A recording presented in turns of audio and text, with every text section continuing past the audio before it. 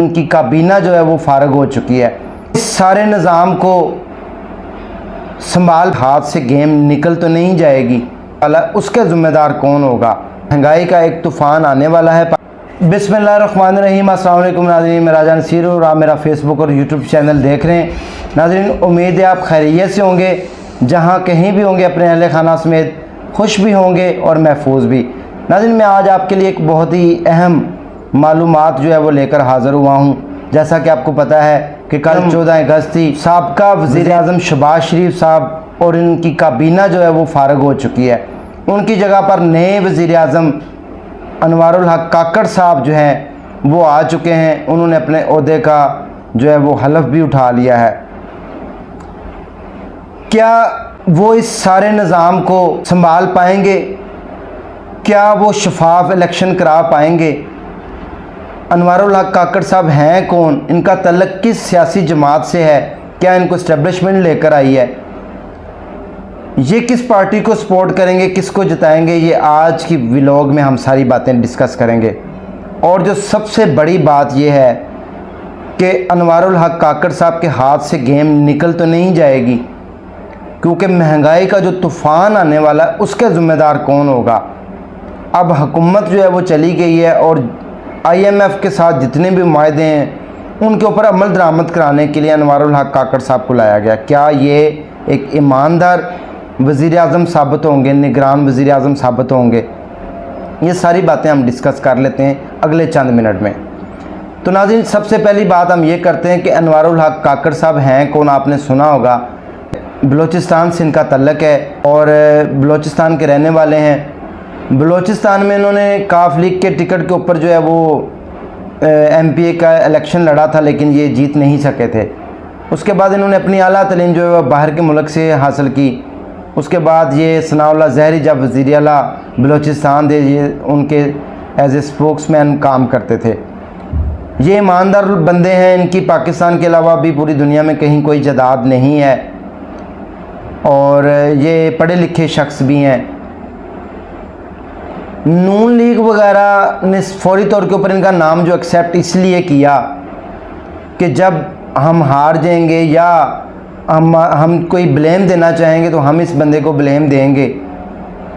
और सबसे बड़ी बात यह है कि तमाम जो पहले नाम गर्दिश कर रहे थे, आपने देखा होगा कि निगरान वज़ीर-ए-आज़म के लिए बहुत सारे नाम पेश किए गए थे। कभी किसी का नाम आ रहा था, कभी किसी का, कभी हफीज़ शेख का, कभी साग डार का।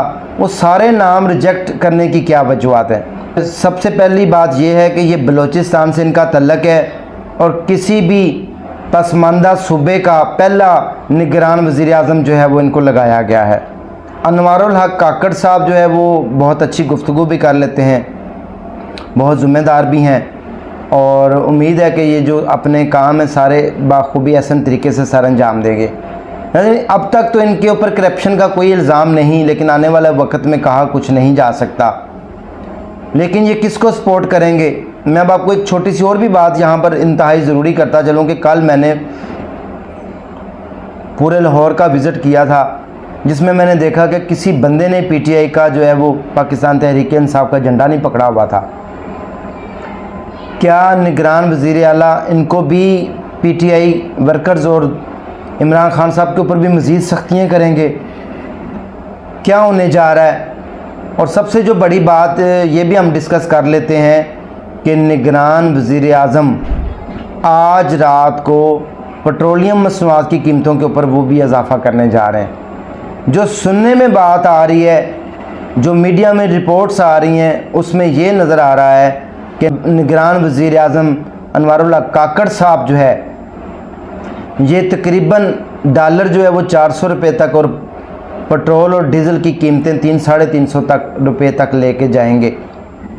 और उसके बाद जो सबसे बड़ी बात यह है कि इन्होंने इलेक्शन जो है वो भी पोस्टपोन कर देने हैं। और अब ये चूँकि इमरान खान साहब के भी साथी रहे हैं, नून लीग के भी साथी रहे हैं, जरदारी साहब का इसमें कोई रोल नज़र नहीं आ रहा, तो ये किसको सपोर्ट करेंगे, किसको आगे लेकर आएंगे, ये या बिल्कुल ये न्यूट्रल लेंगे, ये आने वाले वक्त में हमें सब कुछ जो है वो पता चल जाएगा।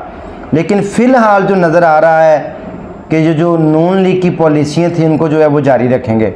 और उसके बाद जो नज़र चीज़ आ रही है अनवारुल हक काकड़ साहब की कि वो महंगाई का जो पेट्रोल बम है वो आवाम के ऊपर ज़रूर गिराएंगे, जिसमें आपका जो डॉलर है वो 400 के करीब पहुंच सकता है और जो पेट्रोलियम मसनूआत है वो 300 प्लस जो है वो जा सकती हैं।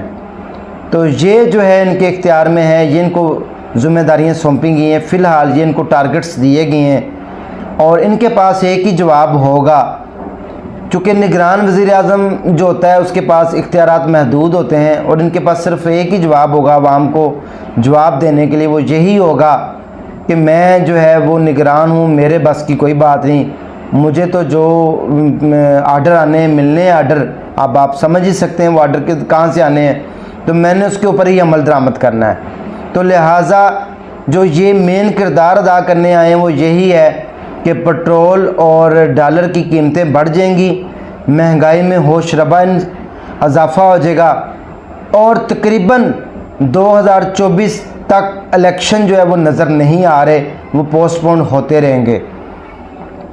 इसके अलावा अनवारुल हक काकड़ साहब जो हैं, देखते हैं कि क्या ये गैर जानिबदार हो के अच्छे जो है वो इलेक्शन करवा पाएंगे ईमानदारी के साथ, दयानतदारी के साथ, और आगे चल के इनकी जो पॉलिसियाँ चंद ही रोज़ में वो आपके सामने वाज़िया हो जाएंगी, नज़र आ जाएंगी। उम्मीद है कि आज की आपको ये इन्फॉर्मेटिव वीडियो जो है वो पसंद आई होगी। नाज़रीन, जाने से पहले मैं ये बताता चलूँ कि आज की वीडियो में हमने जो सबसे अहम टॉपिक डिस्कस किया, जो ज़रूरी बात डिस्कस की, वो यही है कि महंगाई का एक तूफ़ान आने वाला है पाकिस्तान में, जिसके लिए पाकिस्तानी अवाम को तैयार रहना चाहिए और उनकी ज़िम्मेदारी अब किसी के ऊपर नहीं होगी, बल्कि निगरान जो वज़ीर आज़म साहब हैं वो इसकी ज़िम्मेदारी उठाएंगे और वो ज़िम्मेदार होंगे। जो भी है अल्लाह ताला बेहतर करे हमारे मुल्क के लिए, आपके लिए और हम सब के लिए। दीजिए इसी के साथ इजाज़त, इंशाल्लाह अगले समय दोबारा मिलेंगे। दुआ में याद रखें। अल्लाह हाफ़िज़।